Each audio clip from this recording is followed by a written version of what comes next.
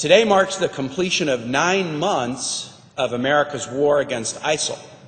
Tomorrow, May 8th, starts the 10th month of this war. Congress, the Article I branch, whose most solemn power is the duty to declare war, has not done its job, has not debated this war, has not taken any formal step to authorize what was started unilaterally by the President 9 months ago.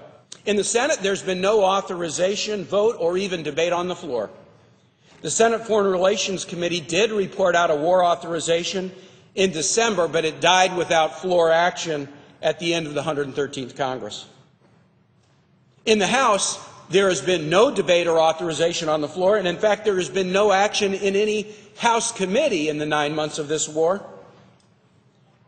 The silence of Congress in the midst of this war is cowardly and shameful. How can we explain to our troops, our public, or ourselves this complete unwillingness of Congress to take up this important responsibility? President Obama maintains that the authorization voted on by Congress in 2001 and 2002 give him the power to wage this war without Congress. Having reviewed the authorizations carefully, I find that claim completely without merit.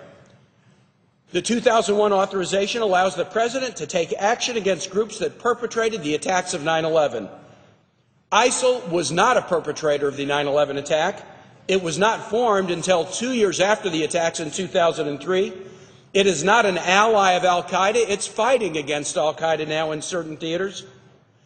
The only way the 2001 authorization could be stretched to cover ISIL is if we pretend that that authorization is a blank check giving the President the power to wage war against any terrorist group. But, Mr. President, that was precisely the power that President Bush asked for in 2001, and Congress explicitly refused to grant that broad grant of power to the President, even in the days right after the 9/11 attacks.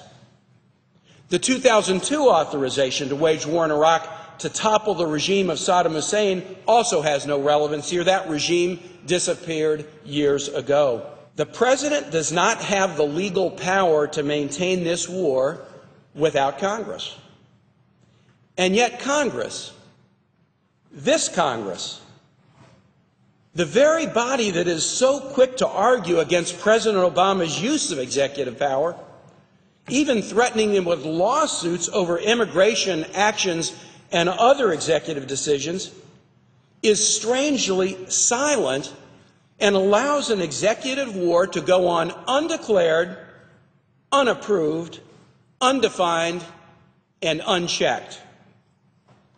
9 months of silence leaves the impression that Congress is either indifferent about ISIL and the threat that it poses, or lacks the backbone to do the job that it is supposed to do.